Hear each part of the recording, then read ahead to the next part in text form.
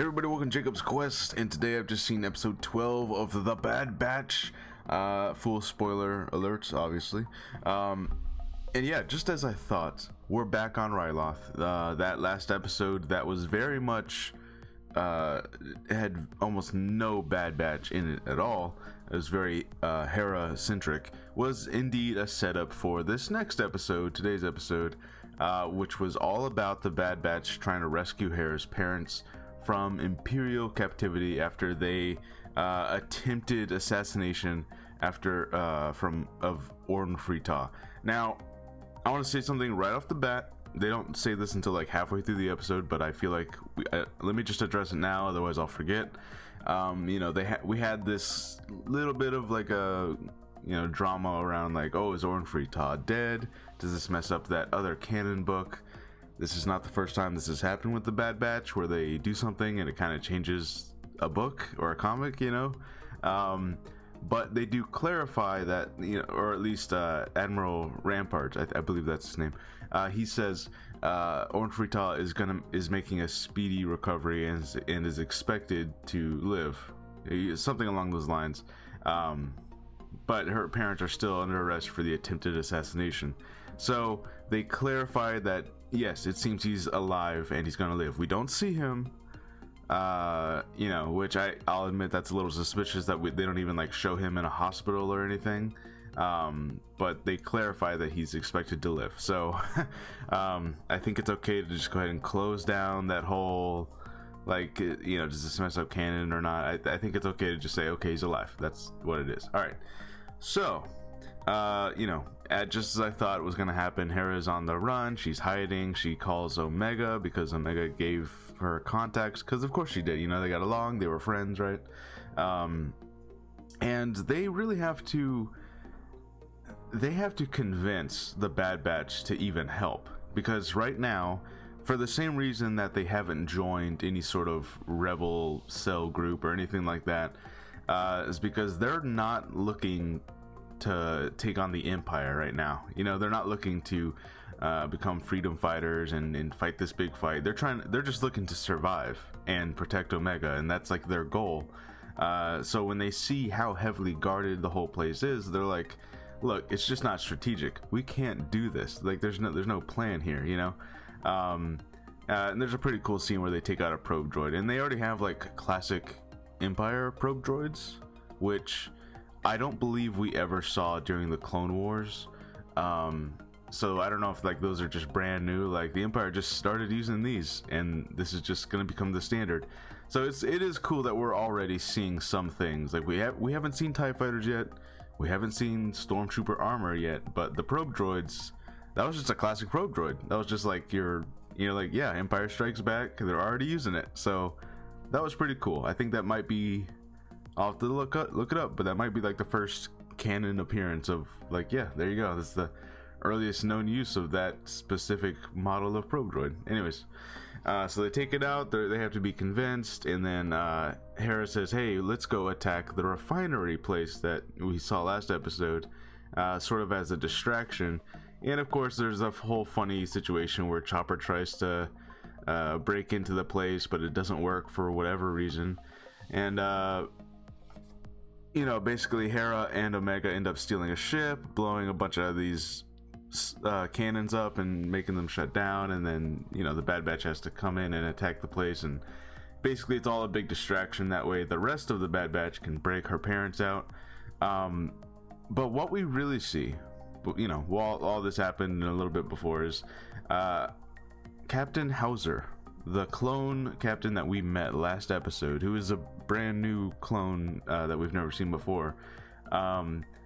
He is questioning things. He is directly questioning orders and just statements made by Admiral Rampart, which, as many have pointed out, that is not normal Order 66 behavior. Admiral Rampart's like, all right, arrest all of Cham Syndulla's supporters, which, by the way, might as well be the entire population of the Twilight people, right? And he even points that out, like, if we keep arresting innocent people, we're gonna have an uprising. And then Admiral's like, well, we're gonna arrest them too, and Captain Hauser keeps doing stuff like this, and he even talks in private to Cham, like, look, if you know where Hera is, tell me and I'll go protect her, because right now they have, you know, Crosshair and even worse people looking for her. You don't want them to find her, you know. So yeah, Captain Hauser does not seem to be affected by the inhibitor chip. Obviously we haven't seen him in front of a Jedi. We don't know if it would like really forcibly react when he is in front of a Jedi and it's like, okay, he has to kill the Jedi now. But for right now, he's questioning orders. He's questioning the whole situation, which is very, very interesting. We, you know, even Rex, like, you know, he was sort of able to resist it for like a second, enough to tell Ahsoka to go find Fives and all that, but even he had to start firing his gun at Ahsoka. So whatever's happening here with this Captain Hauser who's like questioning things, I don't know. It's very, very interesting, and we'll get to this because some things happen at the end of the episode. But anyways, basically they free their parents, and there was a moment where I thought, you know, Captain Hauser basically stays behind, and he's gonna like, hey, I have to stay with my squad, I have to see if I can get through to any of them, and he basically uses himself as the distraction, that way the rest of them can escape in a ship, you know, with with Hera's parents, who, by the way, Hera's mom does not die in this episode. We were all so sure that she was a goner, because we had heard, you know, I learned later that yes, Hera's mom is supposed to be killed by the Empire, and we were so certain that this was going to be the episode it happened, because the situation lined up. It would be like the perfect dramatic moment for Cham to become a freedom fighter again. But no, she's alive by the end of the episode, so I'm sure we will see Hera and her parents again, and I can't imagine them not using like such a powerful, life-changing moment for both Cham and Hera and not showing that on screen. I have to imagine that they will show that eventually. So yeah, Hera's mom's alive. I was genuinely surprised by that. I was like, oh, okay, they're not doing it. Anyways, so the big thing that happens here, Hauser stays behind as a distraction, that way the rest of the Bad Batch and everyone else can escape on a ship, right? And then he says to his whole group, right, everyone, all the clones that are outside the door waiting, expecting the Bad Batch to come out, he says, what are we doing? We were here to free the people of Ryloth, and now we're here arresting the exact people we were here to free. You know, the Empire is, none of this makes any sense. You know, lower your weapons. He's like, I'm not gonna be a part of this, and he throws down his gun, and what we see is at least a handful of clones in the crowd who had all their guns trained on the door. At least a handful of them throw down their shields and their guns. Not all of them, but some of them do. And you know, Crosshair is just like, arrest these traitors. I thought for sure Captain Hauser was a goner. I thought Crosshair was literally just gonna shoot him dead, because that kind of seems like his move. But you know, I guess they want to keep him alive. We're definitely gonna see Captain Hauser again somewhere, somehow. And again, Hunter gave Captain Hauser this look as if he was gonna ask him to, like, you know, join the Bad Batch, right? Like, clearly, you know, we'll go take your inhibitor chip out, and you know, it's not affecting you anyways, seemingly, so come join us. But he didn't. He just left, right? But he did give him like a look, you know, like, oh, okay, this is a good guy, you know. But yeah, so all of these clones throwing down their guns, you know, they all got arrested. We see them in the background with their hands up getting arrested.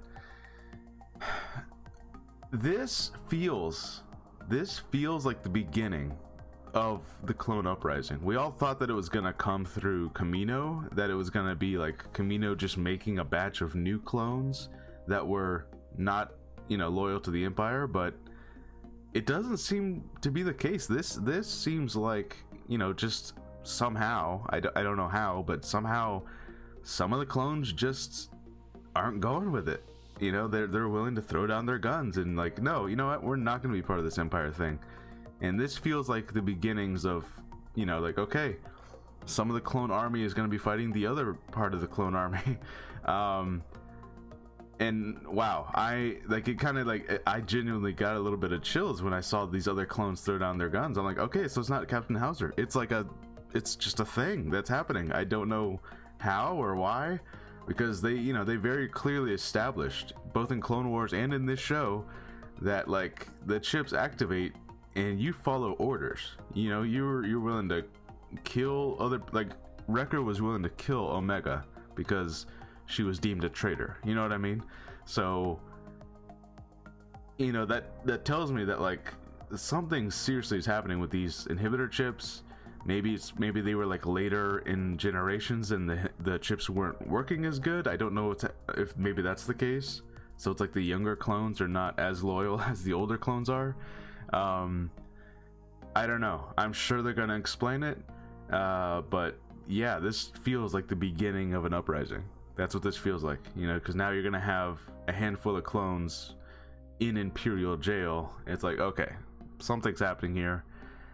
I'm really excited, and yeah, I'm sure Kamino will play their part, but this definitely feels like more the direction that they're going with a clone uprising and all that. And then at the very end of the episode, of course, the Bad Batch and Champ Syndulla and the whole Syndulla clan, they go their separate ways, and they once again kind of bring up about how, like, we're trying to be freedom fighters and we gotta fight for, against the Empire and all that. And Hunter once again is like, yeah, well, I'm just fighting to keep my own people alive, and this is my crew, my family here. We're not looking to get into any more danger than we need to. And then even Hera's mom was like, yeah, but soon it's going to be everyone's fight. You know what I mean? It's not going to be like a choice. It's going to be like, hey, this is for your freedom, everyone's freedom, against the Empire. So it definitely feels like Hunter's going to have to learn this lesson at some point, that like, because he's been told this like 3 times now, like, you can't, there's not really an option to just sit this out forever. Eventually you're going to have to be like, okay, we're rebels against the Empire, we're going to actively have to take the fight to them. So I don't know, whenever he learns that lesson, it's going to be a moment. And then we see Crosshair request from Admiral Rampart to hunt down the Bad Batch, and he grants that request, and there's like really sinister music. So that we're going to be seeing a lot more Crosshair now, because obviously like they've come across them before, but like Crosshair, what did he do? He hunted them down when they saw their reading on the junk planet. I don't remember its name. And then here, obviously, he was on a mission on Ryloth. So like his mission had not been to hunt them down specifically. Like if they showed up somewhere, sure, he'll go. But now it's like, okay, now it's his goal to specifically go find them, which is really exciting. And that now it feels like, he's gonna more consistently be in the show. We have 4 episodes left. So I don't know if it feels like we have enough. They could do 2 episode arcs, or they could do 1 long 4 episode arc. So I guess we'll see how the rest of this season plays out. It definitely feels like there's going to be a season 2. There's going to be more to this because they've set up so much stuff and we don't have enough time to really pay it all off. So there's definitely going to be a season 2. And yeah, I'm excited to see more Crosshair. And they set up so much stuff with this clones that are not following orders, that are willing to lay down their arms.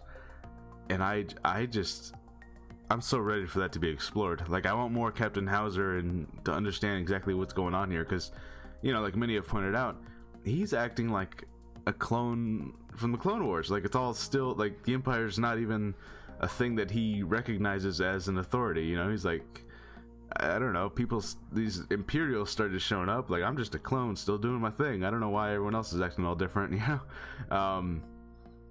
Wow, I really, really enjoyed this episode. I know last episode some people were kind of questioning, like, there's barely any Bad Batch here, but I feel like it was definitely worth the payoff. If last week was just one big setup for this one, I feel like it was worth it. And we're definitely going to see more Omega, being friends with Hera, and that story's not over. And also, Hera's mom is still alive, which I have to imagine that's going to be a moment they're going to want to show. Anyways, let me know what you guys think. Let me know your theories about these clones that are not following orders, and when Hunter is going to kind of get it together that, like, we can't just stay out of this fight. This is kind of a thing we have to participate in. And yeah, I'll see you guys next time. Bye.